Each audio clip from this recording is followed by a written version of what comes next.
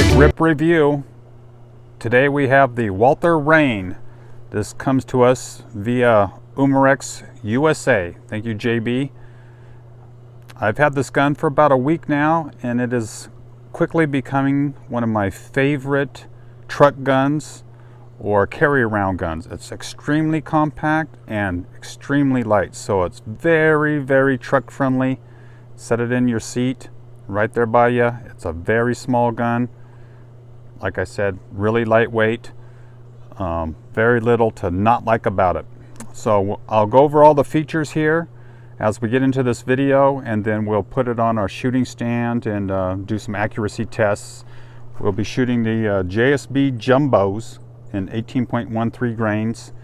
I'll show you how to load the gun, adjust the trigger, and a variety of other things. But anyway, it's a fun little gun and very compact, and the price point is really good. It's going to be hard to beat this gun at the price point it comes in at. It is basically a starter gun, so it doesn't have a lot of frills and buttons and whistles, but it does push a lot of buttons for people wanting to get into the PCP air rifle market, and they're beginners, or somebody who wants to just try out a bullpup and has never had one before and doesn't want to plop down $2,000. So this real inexpensive entry-level PCP is does a lot for you, and we'll go over all that here shortly. Okay, here we are with the Reign, and we'll go ahead and basically air it up. It has a pressure gauge that's right here on the side. It's very well protected inside of the plastic, which is great, you know, because this is a gun that you're going to want to carry out in the field, and you don't want things hanging out and loose. So this gun has plastic over everything. There's a small bottle inside of here under the hand grip, and it's protected completely by the plastic. So is everything back here. The whole action is protected, and under this buttstock pad is our adjustment for our triggers and everything, and it's all protected. So it's a really good gun to take out in the field. Very little to worry about. It has a 2-stage trigger. That needs a little bit of work, but we'll go over that here too. Side lever, and inside this side lever is these 2 neodymium magnets that catch over here. It has overcamming, but it also has the magnet, so it really locks in great. And you can cock this gun while looking through the scope really easy, because it's right here and it's accessible with your hand, no problem. The other really cool feature with this magazine is it could be fed from either side, so it can be loaded left or right.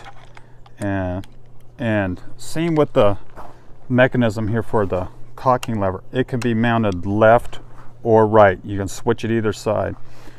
But what's really nice is when I'm on a shooting stand or shooting off my hot dub, which I typically do a lot, is I like to feed it from the left. But when I'm out hunting, I like to feed it from the right. So it's nice to have a ambidextrous magazine that'll fit either side. And this magazine, by the way, is the easiest loading magazine I've ever owned. I'll say that again. It's the easiest loading magazine I've ever owned.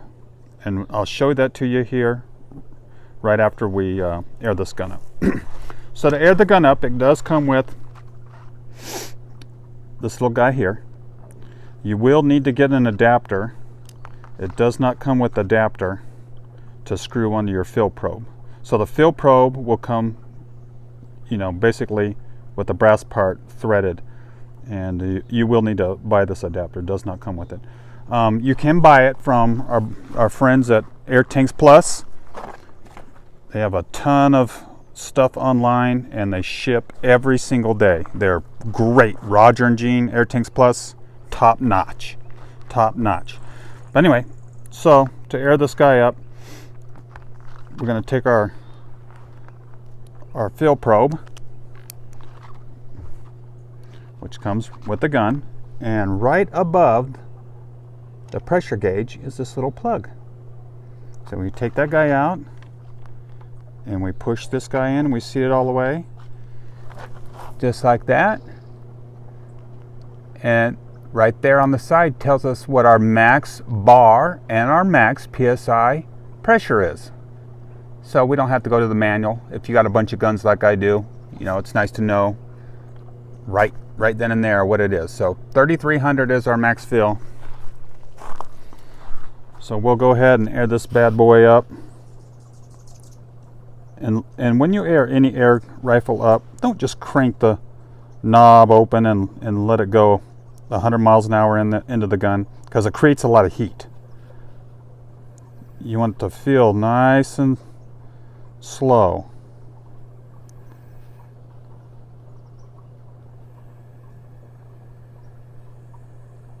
That's about as fast as you want to go. Okay, so there's our 3300. We'll vent. Now our gun's filled. We'll put our plug in.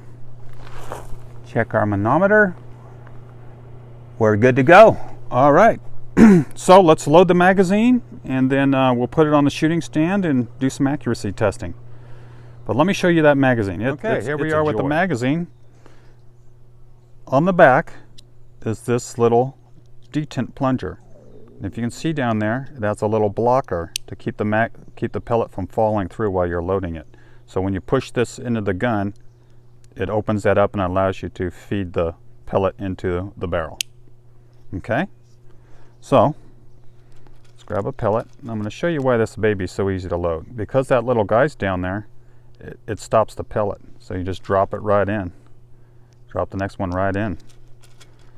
And then just rotate it. And the cool thing about this magazine too is if you shoot a pellet and you want to reload the mag again, you can just drop another one in. Look at that. Isn't that killer? See how easy that is? So yeah, not all magazines are created equal. Walther, you guys did a really good job on this magazine, and I hope people in the industry copy it, because, and then once it's loaded there, you know, the spring tension holds it in there really well, so there's the pellets don't want to come back out. So there they are. There's the mag all fed up. Then as we put it in the gun, it opens it up and allows us to feed the pellet in the barrel. What's not to like about that? That's a great design, and a nice compact magazine. Look how small it is. So you can put a couple of these in your pockets while you're out walking around with your new Walther Reign. Okay, gang, we're on our Born Wild shooting chair. We have our gun mounted with our chronograph. We're loading the magazine with the 18.1 grain JSBs, shooting roughly high 8s, low 9s. This is an unregulated air rifle. They will have a regulated version of this, but I wanted the unregulated version for the power it makes. Adding the regulator will decrease the power slightly because the plenum will become smaller. All right, well, let's see how she does. All right, ooh, the wind's starting to pick up a little, but we'll try to hang in there. That looks dead center. That's 55 yards. That was 893 feet per second with the JSBs. Center again, it looks like. 892.6. Let's go down here to the wood so it doesn't splatter on us. Oh, wind, settle down. Go. This gun is really amazingly accurate, but Walther uses really good barrels. That is one of their fortes.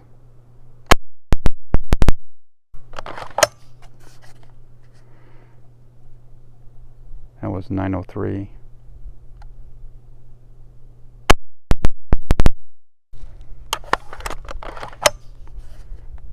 .908.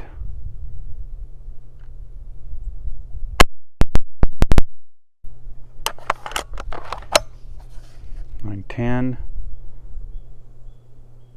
So we're probably right in the middle of the power band.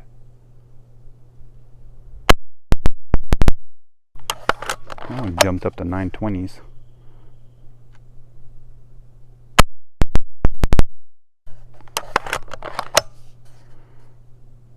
Let's go up here, pick out a spot and shoot. Whew, she is going in there hot.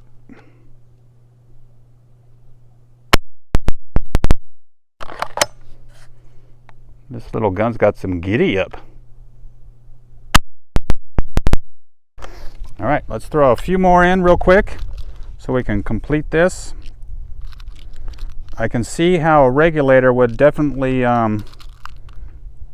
probably tighten the groups up a little bit, because we're getting a bit of FPS swing on it. So you need to shoot it unregulated in its power band, and just need, with more practice and knowing where that is, we can figure that out. But anyway, continuing on.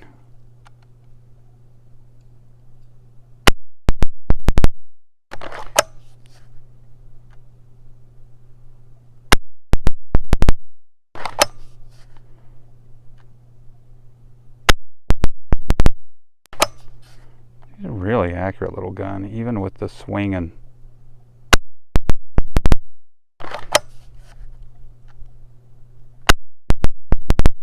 Anyway, there's our little group right there.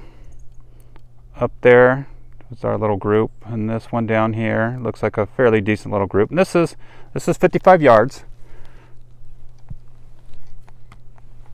So we're not just punking them out there, you know, at 20 yards. So that's 5 power right there, and 16 power. Okay, so I think she's a fairly good shooter, and definitely worth the money. All right, so let's look at some of the adjustments we can do on this gun in the shop. Okay, here we are. On the very last page of your user manual that comes with the gun, it shows you how to do the 2 trigger adjustments. There are 15 screws that they tell you to remove to get to the trigger adjustment. So basically this whole side of the gun. I'm going to tell you right now, that's a complete waste of time. Just take off these 3 screws right here with the supplied Allen wrenches that come with the gun.